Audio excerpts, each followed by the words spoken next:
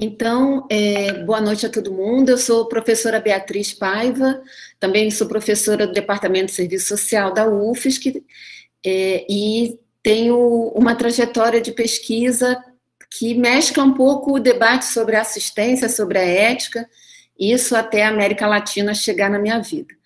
Mas, então, eu, como professora do departamento, eu estou aqui e também integrante do Vias Abertas, que é um espaço de pesquisa nosso junto ao Instituto Latino-Americano, que eu estou mais diretamente vinculada junto com a Cris. Eu venho aqui hoje também para participar desse momento, mas muito mais numa perspectiva de que a gente possa inaugurar um tempo novo de reflexão dentro daquilo que a gente desenha na política de assistência social, que é pensar o sujeito de direito dessa política pública e as lutas que ele porta, para além daquilo que a própria política demanda do ponto de vista da sua organização como um serviço, como um direito. Eu gostaria de saudar, então, vou começar a minha fala, gostaria de saudar a todos e a todos nessa aula, considerando que esse é um momento de crescimento e de intercâmbio de saberes, né, de dúvidas, e sabendo também que cada troca nossa, nesse momento, é um anúncio de um potencial crescimento, né? Então, mesmo nesse tempo pandêmico, confuso, dolorido, atravessado de perdas, de medo, de despedidas, nós ainda podemos encontrar uma pausa para a reflexão crítica e para o aprendizado. Eu tenho certeza que serão muitas e importantes pausas fecundas nesse curso, né? Vendo a programação que as professoras planejaram. E eu queria desejar que esse processo de formação continuada para os trabalhadores e trabalhadoras que atuam no SUAS seja um momento bastante satisfatório para todos vocês, né? Eu me coloco como parte desse processo, porque acompanho como professora do departamento, e eu queria dizer que ele foi preparado com muito carinho. Então, eu queria também dizer meu muito obrigada à professora Cristiane, à professora Fabiana, à professora Edivânia, à professora Luziele, e através delas também a todos os monitores, o grupo organizador desse curso, por esse espaço generoso de troca, nessa temática que atravessa a minha vida profissional, né? E ela não atravessa só a minha como pesquisadora ou professora, ela atravessa a vida profissional de todo trabalhador social, seja consciente ou inconscientemente. O dilema da ética e do racismo, ele está presente no nosso cotidiano. Então, e na medida em que atravessa, né, todos nós não estamos, felizmente, isentos nem da ética, quanto mais da luta antirracista agora. Então, com esse tema, né, a ética profissional e a luta antirracista, eu inicio, então, a nossa reflexão com uma pergunta, né, que seria: qual é o lugar e o tempo da luta antirracista num projeto ético e num projeto profissional? E também no interior das demandas de uma política pública. Eu diria que o tempo é hoje, né? O tempo é sempre.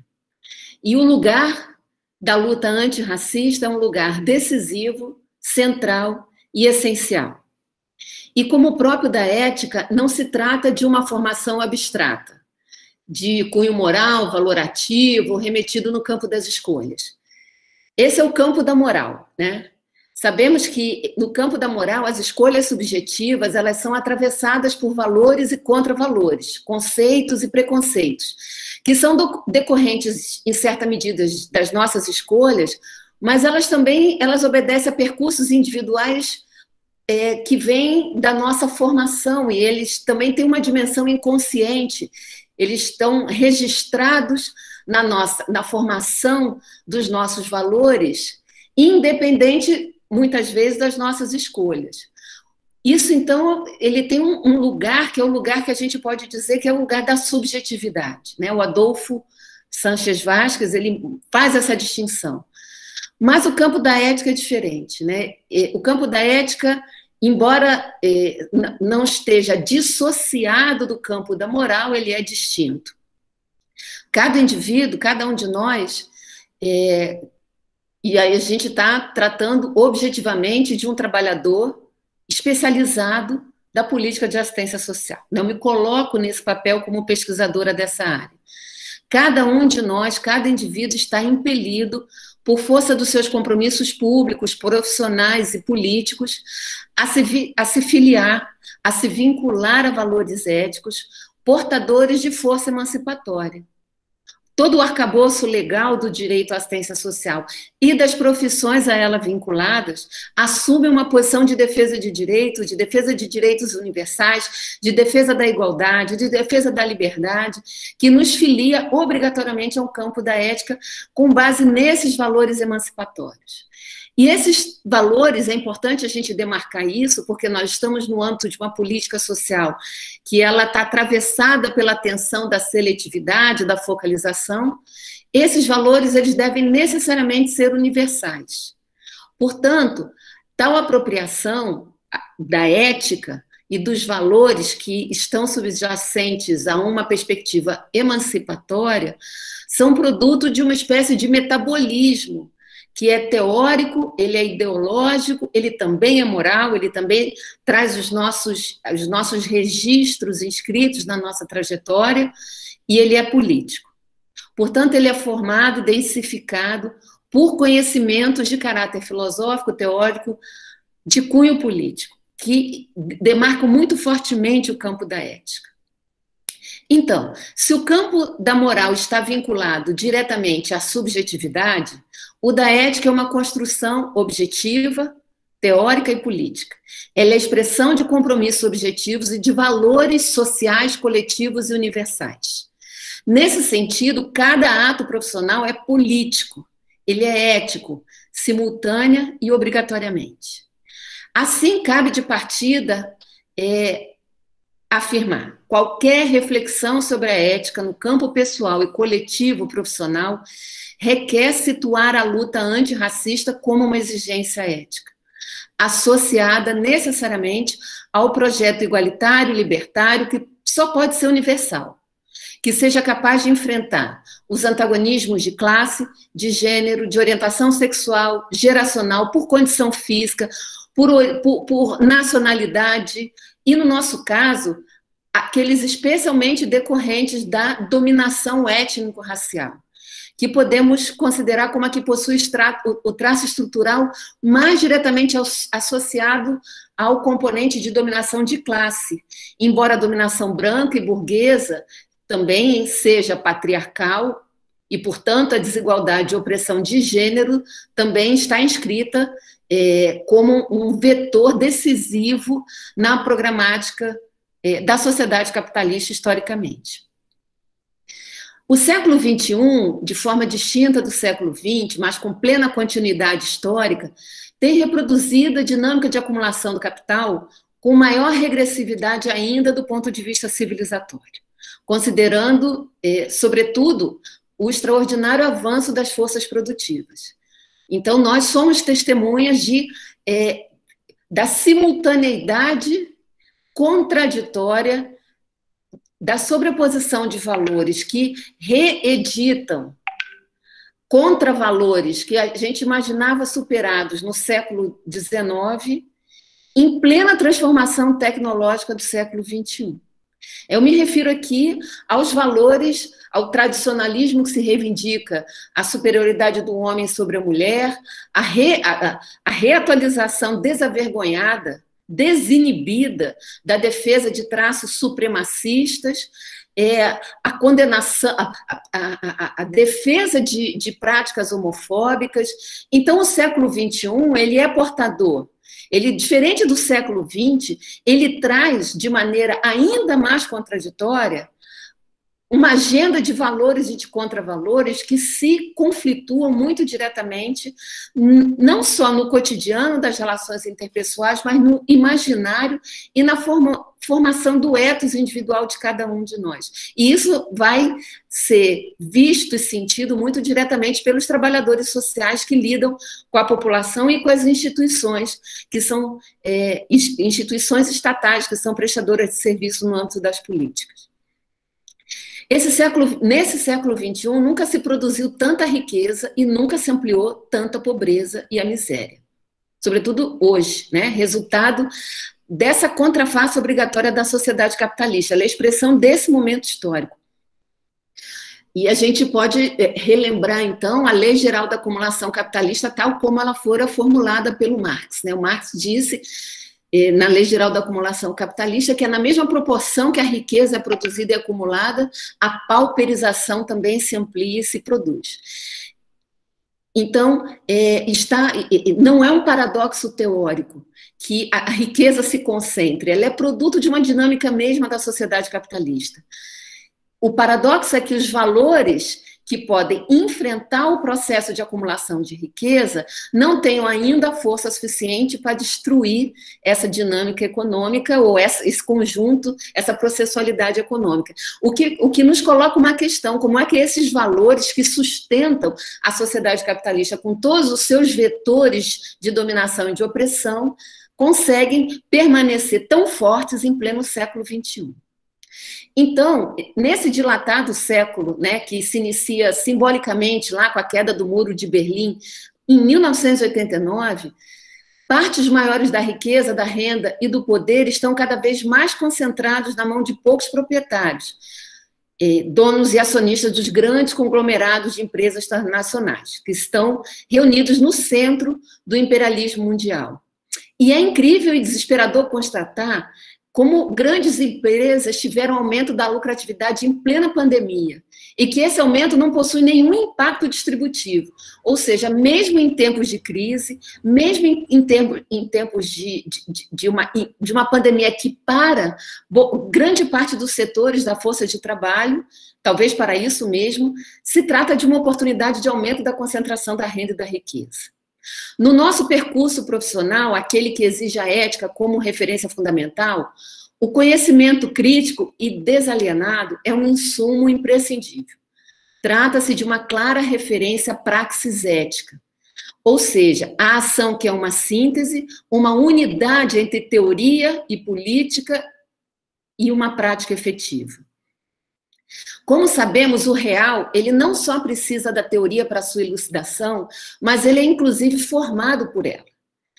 A realidade, essa com a que nós nos deparamos de uma maneira tão turbulenta e tão contraditória, ela também é resposta a arranjos políticos e ideológicos formulados teoricamente pelos grandes pensadores vinculados ao capital. Então, a teoria exige uma relação de intervenção e de criação dos processos reais, mas que, ao mesmo tempo, não pode prescindir da abstração da reflexão teórica. Portanto, é preciso reconhecer que não há geração espontânea ou acaso na vida social em sua marcha histórica. Sendo assim, sabemos que o racismo é abominável. E ele é abominável porque ele é também uma construção política e ideológica. Mas, portanto, ele não é produto espontâneo das relações interpessoais. Ele não é produto espontâneo de desconhecimentos ou de estranhamentos. Ele é uma construção social e política erguida cotidianamente no bojo de um projeto de dominação. Por isso, o compromisso profissional só pode existir na medida em que assumimos o valor ético da luta antirracista. Mas, da mesma forma, essa luta não é espontânea. Ela é produto da praxis consciente de cada profissional, que se compromete não só com sua conduta pessoal, mas se vincula às transformações estruturais e subjetivas que a luta antirracista requer. Essa é parte constitutiva da luta e da identidade do povo preto, do povo indígena. Mas deve ser de todos os trabalhadores sociais, na medida em que há processos existenciais e estruturais, individuais e sociais, que somente ocorrem ou ganham concretude quando são assumidos enquanto praxis ético-política. Portanto, 2020 é o ano síntese de uma tragédia inaudita, desconhecida e violenta. A pandemia da Covid abalou o cotidiano do planeta, instalou a dor na vida de milhões de famílias, desorganizou a sociabilidade capitalista, sobretudo o espaço público e o mercado de trabalho, mas, infelizmente, não abalou as estruturas mais deletérias dessa sociedade capitalista. O mais paradoxal é que toda essa tragédia não instala necessariamente algo novo. As populações que são sujeitos de direitos da política de assistência social vivem sobre esse signo: violência, angústia, trabalho superexplorado, desigualdade, pobreza, preconceito. As sociedades capitalistas jamais foram capazes de superar essa estrutura. Por quê? Porque ela vive dela. As dinâmicas de poder produzem e reproduzem a ordem que se alimenta dos famintos e dos esfomeados, como diria Darcy Ribeiro. Famintos de comida, de casa, de trabalho digno, de cultura, de proteção social, de afetos libertários, de respeito, de igualdade. E ademais, essa estrutura da vida mesma da população, que é sujeito de direito da assistência social, ela ganha maior profundidade ainda nesse tempo de plena crise capitalista, porque a pandemia, embora ela seja uma crise social e de saúde pública imensa, o que ela está gerando é uma imensa crise econômica, que já vinha de antes, nós já sabemos. E sobre a crise, eu queria fazer um parêntese aqui para rememorar uma das formulações mais importantes que Marx fez ao longo do Capital, porque o tema da crise é um tema que está posto na explicação sobre o que é a sociedade capitalista. É impossível. A gente pode debater aqui se a crise é estrutural, se a crise é cíclica, se ela começa ou se ela termina, quando é que ela teve o seu auge, onde ela circula pelo globo. Mas a crise econômica, ela é uma estrutura que se perpetua na sociedade capitalista porque ela alimenta a dinâmica da luta de classes. Então, especialmente no livro 3, o Marx trouxe uma reflexão que é muito importante, né? Mas se a gente ponderar a crise atual que nós vivemos, nós podemos eleger um epicentro para ela, que foi a crise de 2008, que aconteceu no coração do capitalismo mundial, lá nas ações, né, de Wall Street também, da Nasdaq, que é a expressão da perigosa expansão da valorização que a gente conhece tão bem daquilo que se chamam de capital fictício, né? Que é o processo de desmaterialização de produção de valor e da possibilidade do capital ou do capitalismo ou do capital em si se autovalorizar, independente da força de trabalho. Aquela crise de 2008, ela encontrou um desfecho nos Estados Unidos, né?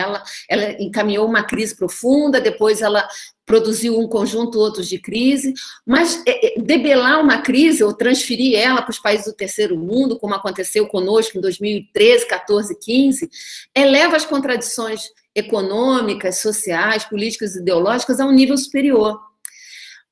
Transformando, né, e transferindo de forma massiva, não só para países periféricos da dinâmica do capital, mas também para os trabalhadores estadunidenses, o prejuízo que foi gerado lá nos cassinos das empresas financeiras, que expandiram ainda mais os custos para o globo todo. Então, veja, de um lado, uma crise econômica profunda no capitalismo, de outro lado, a crise produzida recentemente pela pandemia de coronavírus e, ao mesmo tempo, uma ofensiva capitalista que vem desde o século XX, desde a década de 90, contra os direitos da classe trabalhadora.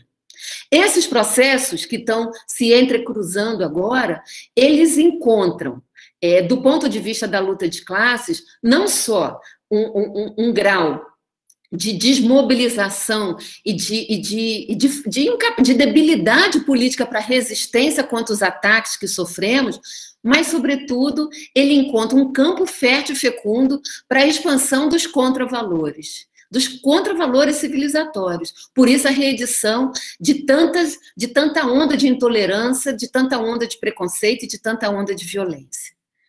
Essa quadra de crise, ela vai seguir marcada, então, pelo desencadeamento de uma forte ofensiva regressiva do capital. O que a gente chama de ofensiva regressiva?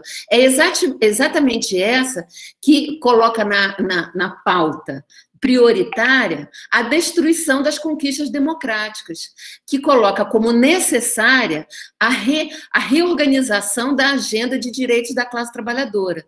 Então, reeditam, sobretudo nos países de periferia, como no caso da realidade latino-americana e brasileira, as exigências de política de ajuste fiscal, que foram notoriamente fracassadas nos países centrais, e que e de ataque frontal às democracias que tinham um compromisso ou um arco de aliança de centro-esquerda. Então, ao longo da América Latina, foram muitos governos derrubados. E aqui nós vimos como o golpe jurídico parlamentar midiático destituiu o governo Dilma Rousseff, e que permitiu que o governo que a sucedeu fizesse rapidamente um conjunto de transformações do ponto de vista do direito ao trabalho, do ponto de vista do financiamento das políticas sociais, como a emenda constitucional 60 a 65, que corta ano a ano o orçamento federal para as políticas sociais, e depois veio, então, a reforma da Previdência e tudo em seguida. O que se deseja muito fortemente é a destruição do direito do funcionalismo público com a reforma administrativa. Essas medidas, elas vêm acompanhadas de conflito de alta tensão, que são alimentados desde do Departamento de Estado em Washington e que vai atingindo como uma espécie de guerra híbrida muitos países pelo mundo. A Venezuela, a reedição das medidas de restrição do comércio com Cuba, a guerra xenófoba contra a China, os ataques que foram feitos nos países do norte da África e na Ásia. Então, são intervenções que não dispensam o realinhamento e a ofensiva politicamente suave, como gostam de classificar, mas que são duramente militarizadas, na verdade. Tanto estados e territórios estão sofrendo uma ampla corrida armamentista no século XXI. E quando eu falo territórios, eu estou falando espaços das cidades, né? São enclaves dentro das cidades que sofrem a força grande da militarização, sob o manto que seja do combate às drogas, da criminalidade, mas que tem um forte caráter de ofensiva militar e de controle dos conflitos sociais e da própria população como um todo. A manutenção do estado de terror ou do estado policial, que é uma contraface dessa ofensiva antidemocrática. Por isso que o orçamento, por exemplo, a gente pode pegar como observatório a proposta de orçamento para 2021, que pela primeira vez tem um volume de recursos para os ministérios militares que ultrapassam em muito os orçamentos da política de educação e de saúde. E esse fenômeno é um fenômeno que não é específico da realidade brasileira. Os governos conservadores de ultradireita, como no caso do governo Bolsonaro do Brasil, têm recorrido fortemente não só a medidas antidemocráticas do ponto de vista da legislação social, mas medidas antidemocráticas do ponto de vista da própria garantia dos direitos individuais, o que significa a perda de direito à liberdade e a possibilidade de uma regressão autoritária que não está descartada.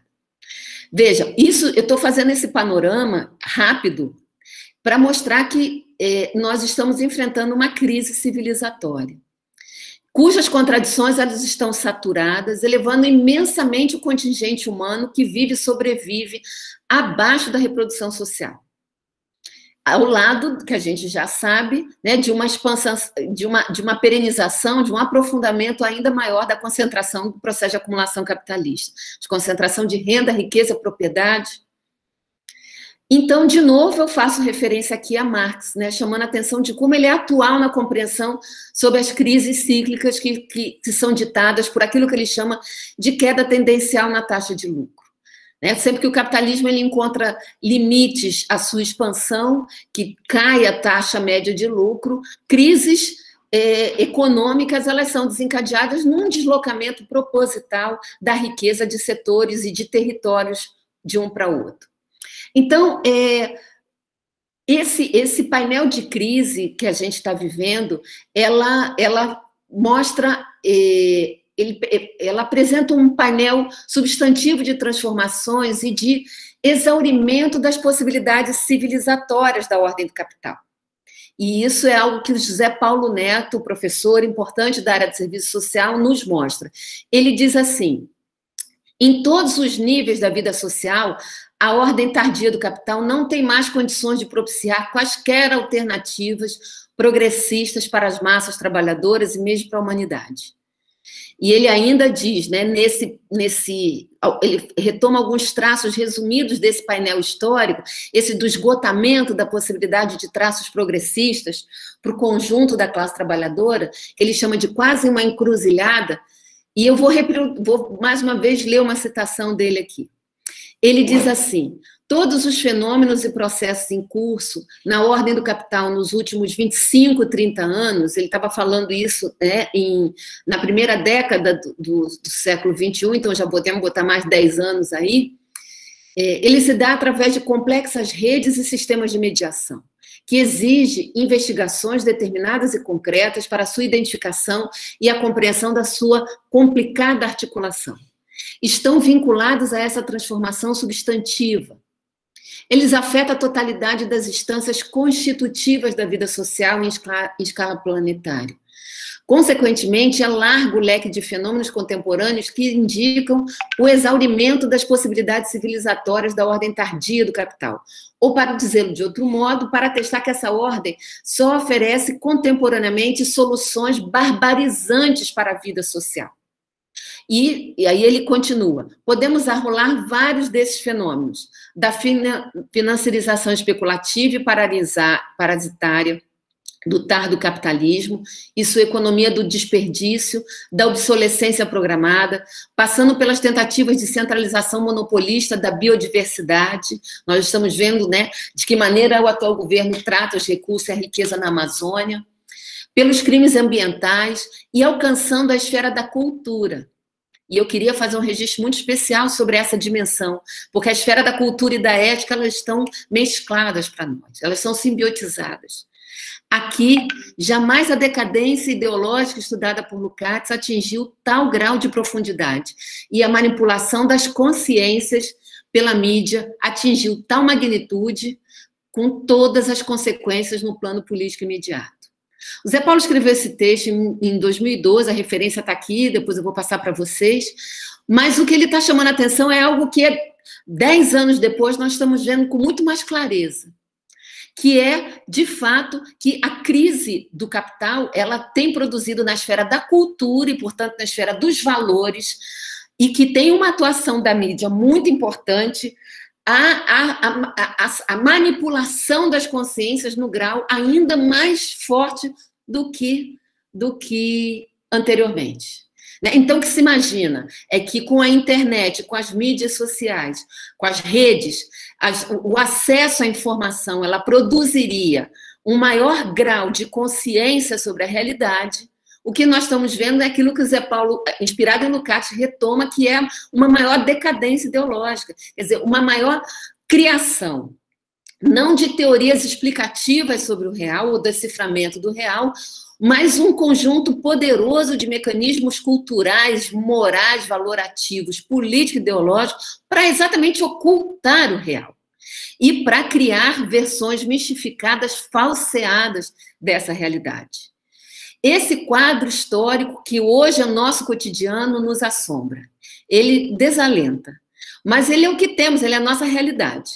E é importante a gente se dar conta que ele é uma realidade, ele não é só uma realidade macro-social. Ele não está escrito do ponto de vista dos grandes projetos societários, descolada do dia a dia da população. Esses fenômenos contemporâneos que indicam o exaurimento da ordem capitalista está nos poros mesmo da vida dos trabalhadores e das trabalhadoras. Está nos poros mesmo da nossa vida como profissional, como docente, como pesquisador, como profissional da assistência social.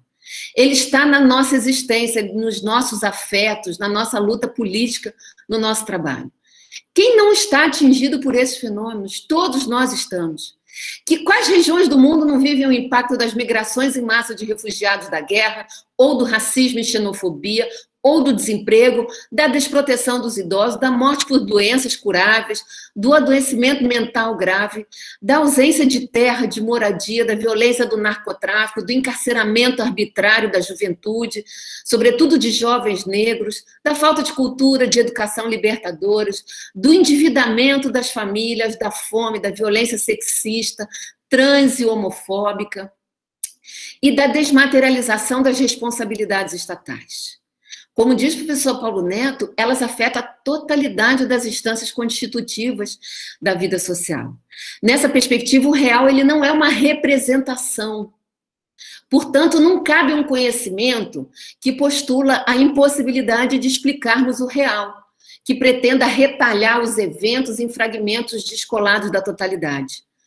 O mundo não é a expressão incognoscível de fatos e de acontecimentos aleatórios, que o conhecimento científico não pode aprender, senão pela sua imediata manifestação, baseada numa fragmentação que obscurece qualquer possibilidade de deciframento das contradições da realidade.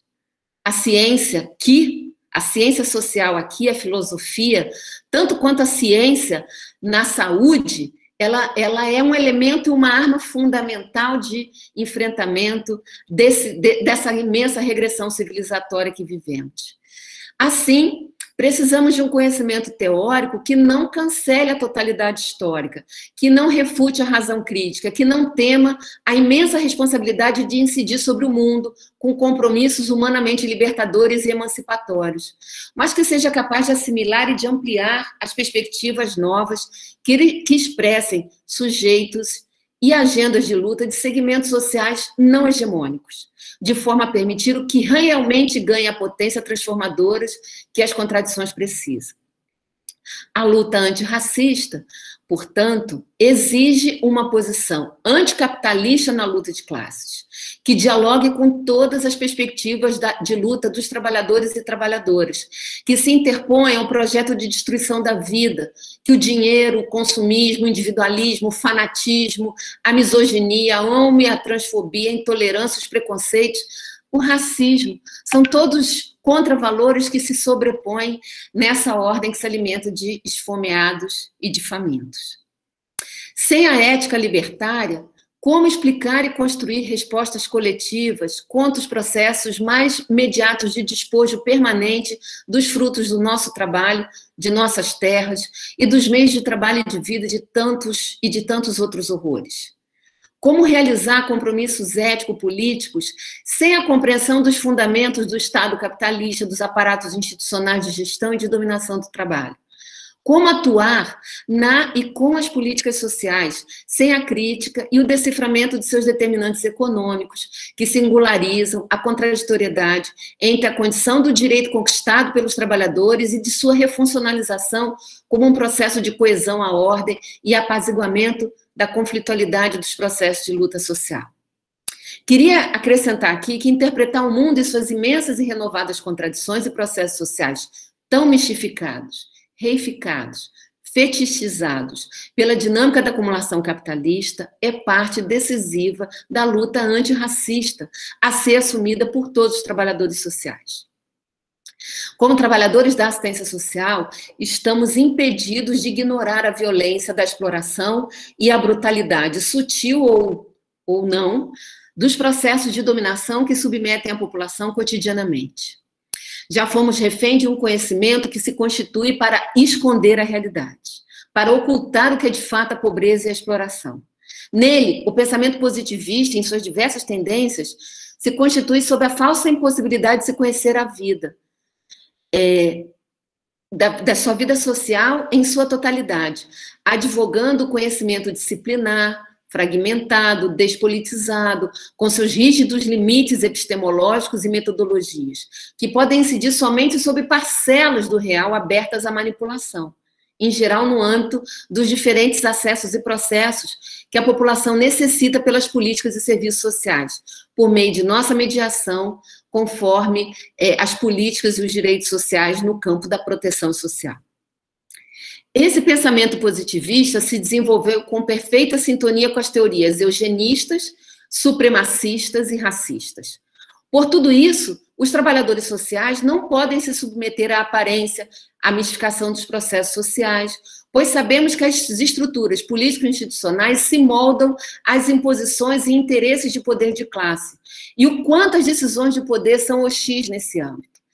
Então, nesse processo, as discriminações são insumos poderosos de toda forma de violência e desumanização. Por outro lado, sabemos também como essas estruturas são historicamente constituídas e, portanto, elas precisam ser transformadas. Eu estou aqui já ultrapassando o meu tempo, queria saber se eu posso contar com mais 10 minutinhos, professores, para concluir, senão eu já vou acelerar aqui para o final. Sim, Bia, então, pode tá bom, ser obrigada, mais 10 minutos. Então, com essas duas matrizes, ou com o conflito entre as matrizes de conhecimento, nós não podemos, em sintonia com o projeto ético-político que construímos, pensar e atuar sobre as relações sociais como se elas fossem coisas, como acontecimentos estanques, naturais, produtos incontornáveis da vida como ela é. A naturalização da pobreza e da desigualdade são inaceitáveis. E, da mesma forma, a naturalização ou psicologização do racismo. Como trabalhadores sociais, devemos refutar o empirismo, o mito de fazer autômato e da prática assentada no senso comum, nos permitindo desenvolver ferramentas para desentranhar as mistificações da realidade, revelando como se movem as contradições e como se anunciam as novas perspectivas de transformação. Sendo assim, não cabe exercer o nosso trabalho no acesso à garantia dos direitos e serviços socioassistenciais como um rito burocrático esvaziado de tensão ideológica e política, sem conhecer a realidade criticamente, imaginando que a realidade é a nossa matéria-prima, ou imaginando que sabemos tudo, ou o que é pior, que não precisamos saber, porque basta seguir as rotinas e metodologias já definidas pelas estruturas institucionais. A realidade não é nossa matéria-prima, ela não é cognoscível aparentemente, ela só é compreensível ao nível da praxis transformadora, ela só é compreensível pela superação do conhecimento aparente. Por mais que a aparência cotidiana nos aproxime e nos mantenha aprisionados a uma pseudo acomodação do sofrimento. As contradições e suas forças sedimentaram os conhecimentos que hoje fundamentam a construção do projeto ético-político dos trabalhadores. Então, estamos reivindicando uma reflexão singular, que se trata de um processo de formação para uma atuação antirracista. Assim, de forma análoga que refutamos o empirismo, temos que repelir o teoricismo, porque ele é incapaz de alimentar as reais expressões da contraditoriedade, das dinâmicas sociais e dos processos mentais que sustentam a nossa ação profissional. Vou falar rapidamente aqui sobre ele, vou ter que pular porque o tempo está acabando. Eu gostaria de exemplificar mostrando como esses processos mentais de cariz positivista ainda atuam de forma mistificadora e deletéria para a população e para os trabalhadores sociais. Quer dizer, um conhecimento instrumental desprovido de fundamentos da crítica dialética que tendem a produzir deformações significativas nas vidas de todos nós. Então, vou dar aquela acelerada no meu esquema para dizer que, como trabalhadores das políticas sociais, estamos imersos numa delicada travessia inacabada, daquilo que é prática desmobilizadora para aquilo que é, de fato, acesso ao direito social. Estamos todos nós submetidos ao processo violento da superexploração do trabalho, no obscuro tempo de adesão ao projeto neoliberal encarnado. Em meio a essa ideologia poderosa, há sempre que atacar conquistas e intensificar as formas de exploração da força de trabalho, em nome da competitividade, da produtividade e, no nosso caso, trabalhadores das políticas sociais, a esse ajuste fiscal infinito, que não acaba nunca. Dissemina-se a chamada flexibilização das contratações, que é facultada pela modificação da legislação trabalhista, com direta supressão dos direitos conquistados por nós. São tempos de aumento do desemprego, de contenção salarial, de desestruturação das formas de luta classista, de destruição das nossas carreiras, de precarização das nossas relações de trabalho, com o crescimento de contratações flexíveis, numa aberta continuidade entre o autoritarismo antipopular e os governos neoliberais de suave adesão ideológica. Então, assim, a regulação política dos direitos da classe trabalhadora, elas vão ganhar versões antinômicas.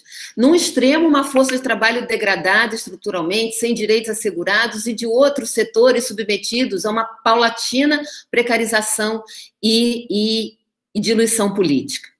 Os trabalhadores sociais, esse processo ele incide de dupla forma. A nossa própria precarização contratual alinhada às condições degradadas de trabalho. E, como um paradoxo, as perdas consecutivas dos direitos do trabalho que produzem nas famílias que são demandatários dos nossos serviços, com necessidades eternamente insatisfeitas e que têm exigido respostas cada vez mais complexas e amplas para a população, que está duramente afetada pela pauperização e destruição da sociabilidade dos setores populares e da classe trabalhadora. Cada uma dessas alterações foram estendidas a todos os setores da classe trabalhadora. Assim, a fórmula mágica do voluntariado humanitário, ela é sempre acionada, como no momento atual, a se revelar como mais uma faceta da precarização, dessa vez incidindo inteiramente nos serviços socioassistenciais. Então, em tempos de pandemia, há uma agudização de traços que ainda são, historicamente, imaginávamos superados e que são reeditados, infelizmente. Por isso, nunca é demais acentuar a necessidade do reconhecimento concreto do protagonismo popular, cujo exercício pelos usuários sujeitos de direito de partida deve enfrentar o elitismo da sociedade na política pública, em associação com o processo de organização, conscientização e formação política dos trabalhadores, que também não são imunes aos processos de mobilização e alienação conjunto da população em geral. Só para não esquecermos, a luta antirracista tem seu protagonismo. Juventude, mulheres, homens, pretos, com saberes e valores ancestrais. E os indígenas, com seus saberes e valores ancestrais. É um amplo campo de conhecimento que precisamos nos dedicar. E essa iniciativa que o grupo desse curso hoje coordena é uma grande empreitada nesse sentido. Portanto, do que se trata é que o nosso contributo para essa luta é superar a inércia da improvisação, da fragmentação do trabalho técnico profissional, porque não há direitos a trabalhadores que não respondam corretamente, teoricamente fundamentado, a uma necessidade social fortemente reconhecida e legitimada. Portanto, é a teoria como praxis, que é a unidade dialética entre o objetivo e o subjetivo, a mediação pela qual a classe se torna em si para si, que permite superar o dilema paralisante e puramente moralista do capitalismo, que acabam por reproduzir as visões conservadoras de que o nosso horizonte é a mudança subjetiva, moral e espiritual dos indivíduos, como contributo possível para a justiça social. Desse jeito, ela não virá, ao contrário. A luta antirracista deve ser uma potência teórico-crítica, capaz de denunciar a sociedade capitalista que vivemos em suas mais diferentes relações constitutivas, propugnando sua transformação e superação, nos municiando de conhecimento e convicções éticas para a luta revolucionária pela sociedade dos produtores livres e associados, libertos da tirania do capital, da exploração do trabalho, do seu domínio sobre a propriedade dos meios de produção e da terra, da dominação e opressão de classe, etnia, gênero e todas as demais. Eu tenho me valido da ética como princípio formativo para muito além das obrigações e referências reunidas no Código de Ética, que ele é fundamental, mas ele não é suficiente. Portanto, por meio da praxis ético-política é que se nutre a luta antirracista para os trabalhadores sociais, descobrindo o imenso e precioso potencial teórico e político que deve incidir criticamente sobre o cotidiano de trabalho de todos nós. A ética nos abastece para buscar a força emancipadora, libertária, criativa e aglutinadora do projeto anticapitalista da classe trabalhadora, que municia o vínculo entre o fazer profissional e a luta antirracista em termos da ação e da produção de conhecimentos críticos e de firmes posicionamentos de combate ao racismo. Portanto, a motivação e mobilização dos profissionais, provocados pela tríade ética, fundamentos teórico-metodológica e política, favorece uma releitura do poder institucional e conhecimento da realidade, capaz de gerar, então, um rompimento com a apatia, resignação, tédio, frustração, que são alternativas absolutamente insatisfatórias ao nosso trabalho e à nossa vida. Nessa direção, é preciso socializar e refletir mais sobre as dimensões de classe social, raça, etnia, especialmente, mas também sobre sexualidade e gênero, como recortes explicativos e configuradores da identidade dos indivíduos, propiciando a contemplação da perspectiva da totalidade. Por fim, reivindicar a unidade essencial entre a luta antirracista e a ética se reveste de profunda importância, pois ao forjarmos as nossas estratégias e compromissos, nos municia para a crítica contundente das contradições e mistificações que encobrem o real, e nos colocam diante do combate, nos coloca forte, diante e para o combate aos desvalores típicos da ordem burguesa, como o preconceito, o individualismo, o utilitarismo, o egoísmo, a ganância, a mediocridade, a competitividade exacerbada, o ceticismo, a naturalização da violência, a exploração e a conivência com a desigualdade. Bell Hooks é uma referência fundamental na construção do conhecimento que critica radicalmente o conhecimento branco, seja feminista ou não. Mas ela não descarta em hipótese nenhuma a importância da teoria. Aprendemos com Hooks que, especialmente, as mulheres negras precisam teorizar e subverter o feminismo branco, o patriarcado e o racismo epistêmico dominante. Já que, para a autora, a prática envolve o processo de teorização. Assim ela diz: nós, mulheres negras, sem qualquer outro institucionalizado que possamos discriminar, explorar ou oprimir, muitas vezes temos uma experiência de vida que desafia diretamente a estrutura social sexista, classista e racista vigente, e a ideologia concomitante a ela. Essa experiência pode moldar nossa consciência de tal maneira que nossa visão de mundo seja diferente da de quem tem um grau de privilégio, mesmo que relativo, dentro do sistema existente.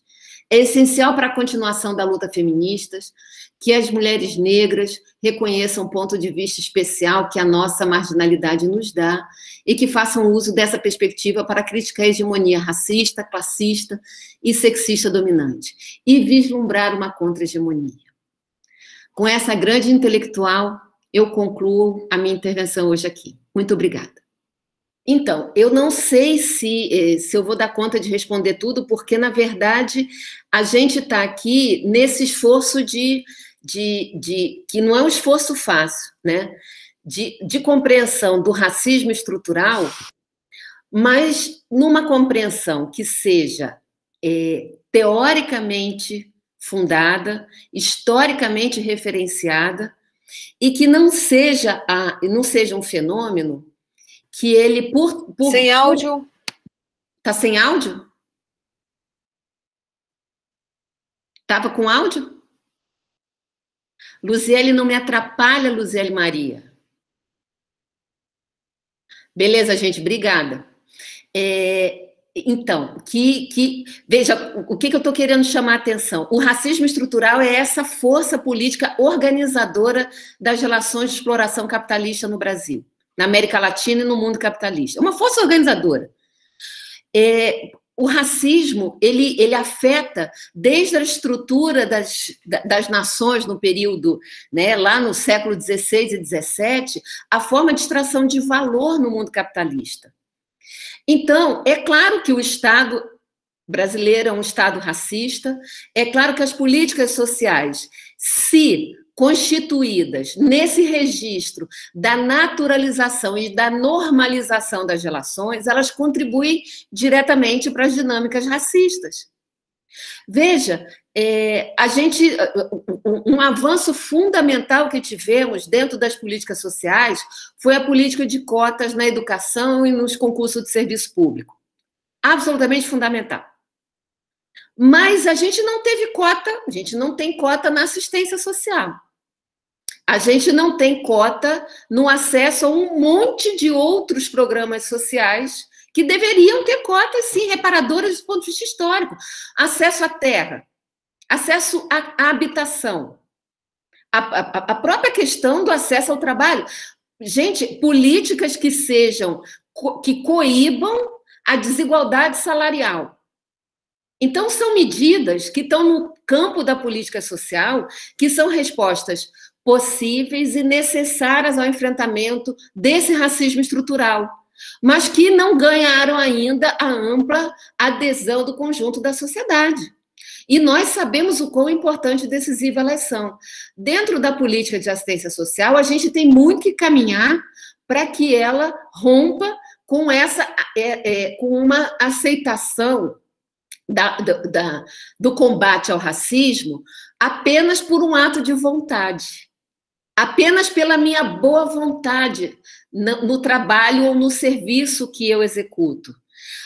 Eu quis chamar a atenção para vocês, só que o espaço de 30 minutos é um espaço praticamente impossível para mim, mas eu quis chamar a atenção para vocês da diferença entre ética e moral, para que a gente entenda que, se do ponto de vista da moral, né, do espaço da formação subjetiva dos nossos valores, o racismo penetra de maneira que a gente pode considerar inconsciente, porque ele faz parte de uma estrutura ideológica de normalização e de naturalização da desigualdade.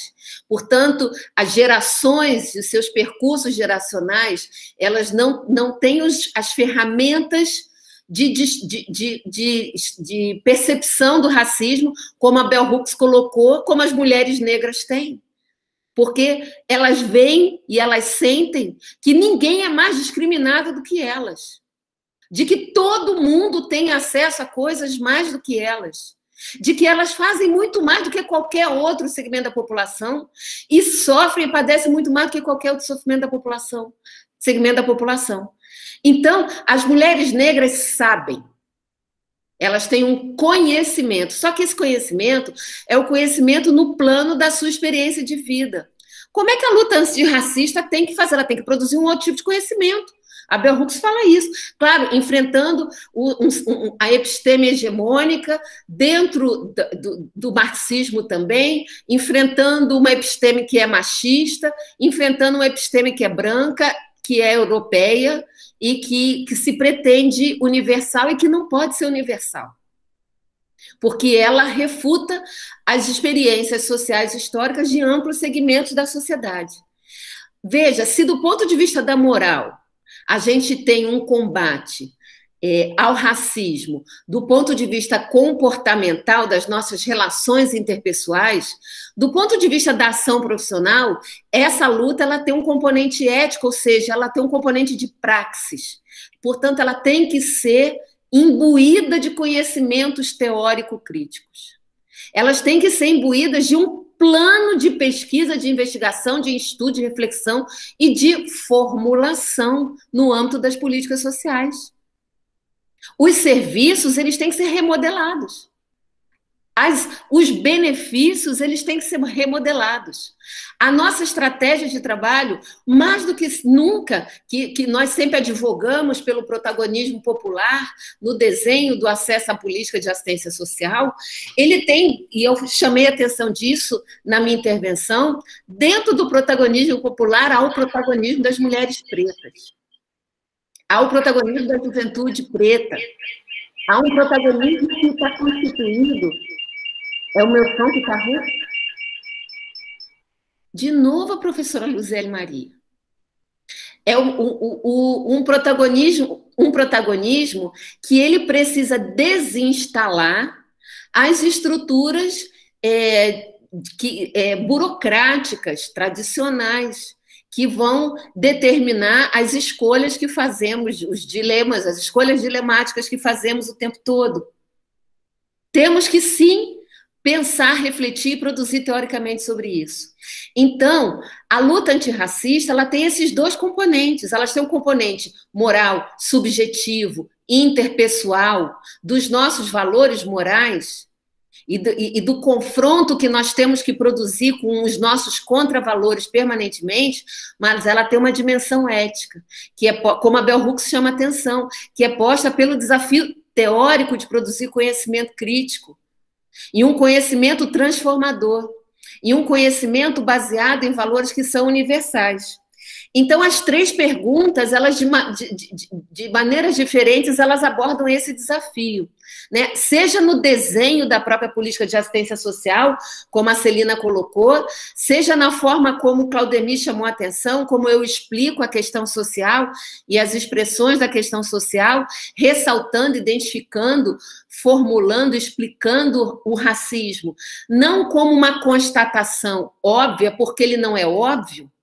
Ele é uma construção ideológica altamente complexa e que se imiscue no âmbito das relações sociais de uma maneira profunda e mistificada, e mistificadora. Ele não está visível a olho nu. O detalhe do comportamento e da discriminação pela cor da pele é a ponta do iceberg de um grande processo estrutural que tem fundamentos econômicos poderosos. Por que com a abolição da escravidão aconteceu depois da Lei das Terras? Porque primeiro era preciso impedir o acesso à terra da população liberta, negra. Porque do que se trata é do direito de propriedade. Por que a juventude negra ela sofre o grau de violência policial que nós temos? É a cor da pele. Gente, é preciso entender a dinâmica de poder. É preciso entender como a questão social se estrutura, Claudemir, como um processo de manutenção e de uma roda que gira permanentemente para assegurar o processo de extração de valor e de concentração de riqueza. Porque ele o tempo todo ele é explicado, o Zé Paulo chama atenção disso pela mídia, como fatores comportamentais. Ele não tem nada de comportamental. É claro, ele tem comportamental porque nós somos formados moralmente para sermos preconceituosos, né? Mas ele, sobretudo, corresponde a um registro que é estrutural e é econômico. Então, a professora Heloísa, ela também coloca essa questão que é de como é que o Estado burguês articula, produz uma articulação com os dilemas profissionais que se inserem na assistência e corroboram a reprodução dos fundamentos estruturados do capitalismo independente. Ora, nas economias periféricas e dependentes, que são aquelas economias que são subordinadas à dinâmica dos países centrais pela dinâmica imperialista, o processo de exclusão, de desigualdade, de superexploração do trabalho, ele é muito maior. Veja, se nós formos pegar aquilo que o critério de renda para pensar na sociedade brasileira e observar a imensa concentração de renda, os 10% mais ricos da nossa população, 10%, eles ganham acima de 10 mil reais. Isso é uma construção ideológica absolutamente alucinada, porque isso produz uma classe média que não existe. Existia um presidente da República sociólogo, que era um péssimo sociólogo, que dizia que o Brasil não era um país pobre, era um país injusto. O Brasil é um país paupérrimo, pobre, com uma imensa população pobre, atravessada por um alto grau de tensionamento social. Um tensionamento social que não está entre a grande massa trabalhadora empobrecida e o topo da pirâmide dos 1%, que são milionários bilionários. Elas estão entre a imensa massa da população empobrecida e 10% que se acha classe média, porque está completamente endividado, pagando carro, pagando casa, não sei o quê, pereré, que tem acesso a um consumo, e que morre de medo dos outros 90%. E que se acha com os mesmos valores do 1% que está nem aí para essa classe média. A sociedade brasileira é extremamente violenta. Então, o Estado, no capitalismo dependente, ele opera de uma maneira particular os processos de reprodução da dinâmica racista. O racismo na América Latina, ele é um racismo que obedece a uma dinâmica distinta, por exemplo, da dinâmica do racismo nos Estados Unidos, que é violenta, que é brutal, tanto quanto aqui, mas que tem outros fatores determinantes lá. E tem outra composição ideológica determinante lá. O que não significa que a gente não tenha aliança com a luta antirracista no mundo inteiro. Claro que temos. Mas os fundamentos da ordem racista da sociedade brasileira, elas obedecem aos influxos de produção e de acumulação de capital internamente, mas elas também têm que dar conta do processo de exploração entre as nações. E não é casual que a sociedade brasileira, recém-liberta do regime colonial, não foi capaz de libertar o seu próprio povo. Então, quantos anos depois do rompimento com o Estatuto Colonial com Portugal, nós seguimos o Estatuto Colonial com a Inglaterra e depois passamos para os Estados Unidos e mantivemos aqui dentro o Estatuto Colonial de imensa exploração e de negação de direitos de liberdade para toda a população preta. Então, é claro que a dinâmica do capitalismo dependente, ela vai instalar no interior do Estado brasileiro e no interior das políticas sociais a mesma segregação racista que estrutura a dinâmica econômica. Por isso que, do ponto de vista da nossa atuação como trabalhadores sociais, é tão importante associar a ética à luta antirracista. Significa que a gente vai se apropriar da luta antirracista do ponto de vista teórico, político e ideológico, e não do ponto de vista da boa vontade, e não do ponto de vista da afirmação de que eu não sou racista. Isso basta. Isso não basta. Não basta a minha consciência individual que não age como racista, porque a sociedade é racista. Então, eu preciso me vincular à luta antirracista e me vincular especialmente como trabalhadora, vinculando essa luta à luta de classes, vinculando os fundamentos e a compreensão desse processo com os fundamentos históricos, políticos e ideológicos da própria questão social. Para que eu compreenda o Estado e as políticas sociais numa perspectiva muito mais ampla e muito mais crítica.